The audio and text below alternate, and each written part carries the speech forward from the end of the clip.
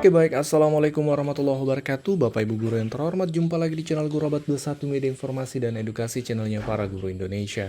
Nah, di video kali ini Bapak Ibu kita akan membahas satu pertanyaan yang dari subscriber yang menarik untuk kita bahas Bapak Ibu.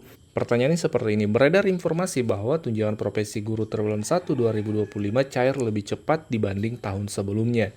Benarkah hal tersebut? Nah, oke Bapak Ibu, kita akan bahas ini, kita akan jawab ini. Jadi Bapak Ibu, dari dua indikator yang sudah ada, maka benar TPG tahun ini lebih cepat cairnya triwulan 1. Apa saja dua indikator itu? Yang pertama adalah paparan dari Menteri Pendidikan langsung di gedung DPR yang menyatakan upaya pencairan TPG triwulan 1 2025 diupayakan cair sebelum Lebaran. Mari kita simak sama-sama lalu kita uraikan breakdown. Kemudian yang berikutnya, tunjangan guru direct transfer sudah kami bicarakan dengan Kementerian Keuangan, sekarang dalam proses verifikasi dan validasi data dan sedang mudah-mudahan bisa dapat segera terlaksana karena memang ini melibatkan pemindahan nomor rekening guru yang selama ini memang transfernya dari pemerintah daerah. Tapi kami sudah ada pembicaraan awal dengan Kementerian Keuangan. Mudah-mudahan kalau bisa cepat selesai sebelum Idul Fitri sudah cair, saya kira bisa memberikan kehormatan yang luar biasa bagi para guru untuk bisa berhari raya dengan gembira. Nah, apa yang disampaikan Pak Menteri tadi jika terrealisasi tentu ini akan menjadi rekor. Karena kenapa? Tahun-tahun sebelumnya, tahun 2024, 2023, dan sebelumnya, tunjangan profesi guru triwulan 1 itu cair mulai bulan April, Mei seterusnya. Belum pernah cair di bulan Maret, dalam hal ini sebelum Lebaran di tahun ini. Karena memang secara regulasi, Juknis tahun sebelumnya itu pencairan dimulai bulan April, bukan bulan Maret. Nah, dan ini relevan dengan indikator kedua, bahwa TPG 2025 triwulan 1 memang cair lebih cepat karena berdasarkan Juknis terbaru, tunjangan profesi guru, yaitu Peraturan Menteri Pendidikan Dasar Menengah Nomor 4 Tahun 2025, menyatakan pencairan TPG triwulan 1 itu mulai Maret. Nah, Juknis sebelumnya, ya Permendikbud 45, pencairan TPG itu mulai bulan April keterangannya di situ. Jadi memang secara regulasi, secara Juknis ini memang lebih cepat dibanding tahun-tahun sebelumnya karena dimulai bulan Maret tahun ini. Ini kita buka sebentar Bapak Ibu Peraturan Menteri Pendidikan Dasar Menengah Nomor 4 Tahun 2025 tentang petunjuk teknis pemberian tunjangan profesi. Ini disebutkan jadwal pembayaran, di sini ada ya tabelnya, pembayaran triwulan 1 mulai Maret. Jadi memang betul bahwa Juknis menyatakan mulai bulan Maret. Nah, yang terpenting saat ini Bapak Ibu adalah info GTK Bapak Ibu guru valid dulu nih, itu yang penting. Dan juga nomor rekening yang tampil di info GTK Bapak Ibu itu valid atau warna biru, kemudian ada keterangan valid nih. Karena meskipun secara garis besar Bapak Ibu info GTK sudah hijau valid, kalau nomor rekeningnya itu masih status kuning atau verifikasi bank atau bahkan merah, itu Bapak Ibu bisa-bisa tidak menerima pencairan karena nomor rekening itulah yang akan ditransfer nanti oleh pusat ke rekening tersebut. Nah, jadi cek di nomor rekening validasinya apakah warnanya biru dengan keterangan valid ataukah kuning ataukah merah. Kalau kuning itu artinya sedang verifikasi bank. Jadi kita nunggu hasil verifikasinya dan harus dipantau secara berkala.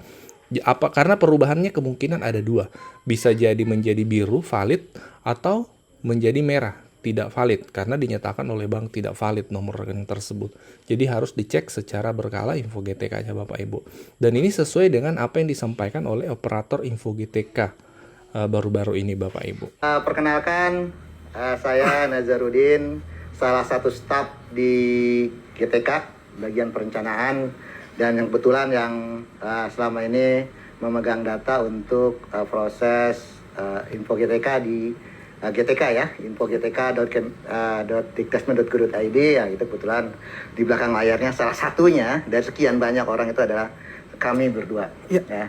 Makanya di info GTK itu kalau ada rekening, kan kemarin dinas pendidikan kan sudah menyerahkan rekening ke bagian Simbar ya. PIC ya. Masing-masing. Nah itu kan ada statusnya banyak tuh Mas Hafid. Ya. Kalau yang statusnya belum sampai ke sudah dikirim ke bank, ya, tapi menunggu balikan, nah itu berarti sedang verifikasi bank. Oke. Itu ya. Verifikasi.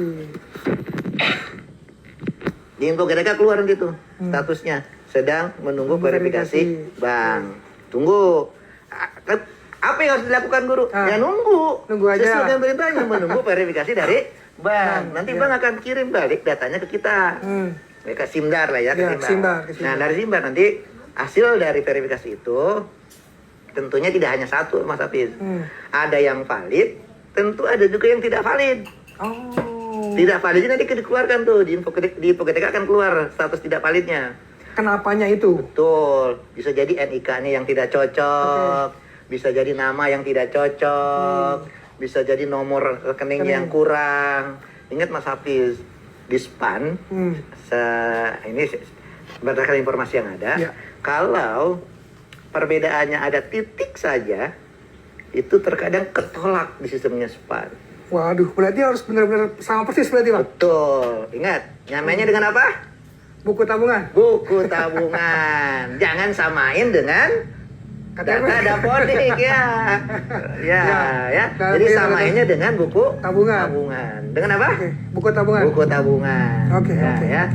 Gitu. Nah, sekarang karena makin banyaknya yang perkembangan yang sekarang banyak sekali rekening-rekening yang retur, maka kita khawatir ke depan ini akan banyak nanti terjadi juga yang retur-retur seperti itu. Oleh karena itu, sekarang kita coba data rekeningnya, ya. Nah, kita data rekeningnya, maka informasi tentang verifikasinya itu ada di info GTK. Nah, kalau ternyata di dalam verifikasi yang ada keluar di info GTK, rekening itu tidak sama. Nah, ini nyamainnya kenapa dulu nih Mas Hafiz? Ini disamainnya bukan dengan data dapodik.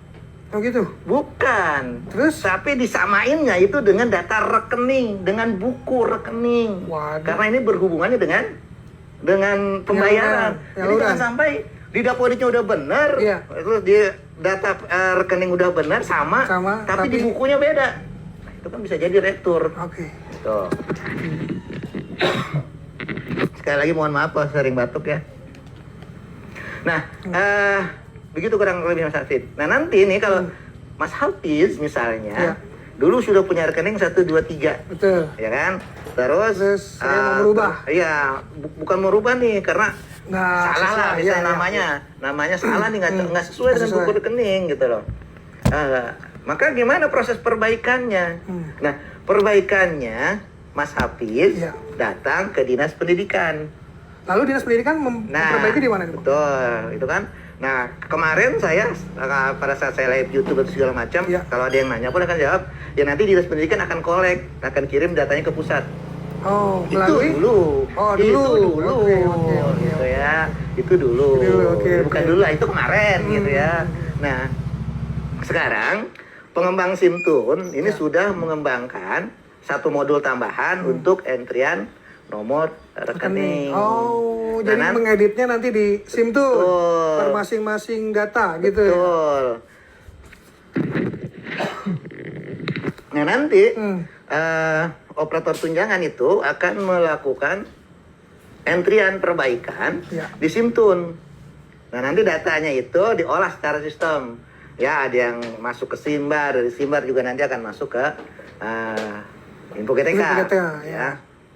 Tetapi Mas Hafiz, untuk operator tunjangan bisa mengedit, ingat nih, untuk operator tunjangan bisa mengedit rekening di Simtun tadi, gurunya sudah harus terlebih dahulu menolak. Oke, berarti guru mengkonfirmasi di info GTK agar operator Dinas Pendidikan bisa melakukan perubahan di Simtun. Betul. Jadi kalau seandainya dia datang ke Simtun, ke operator tunjangan, ngasih nomor rekening, terus di info GTK-nya masih belum dikonfirmasi. Belum dikonfirmasi penolakannya. Betul. Jadi masih apalagi kalau udah iya. Kalau udah jawab iya, nah itu udah nggak bisa diganti tuh, Mas. Ya. Nah, tapi kalau misalnya dia jawabnya tidak, ada yang tahap 1 ya. Tahap 1 dia jawabnya tidak. Nah, udah jawab ke tidak terus sudah klik tombol konfirmasi, maka Simtun baru bisa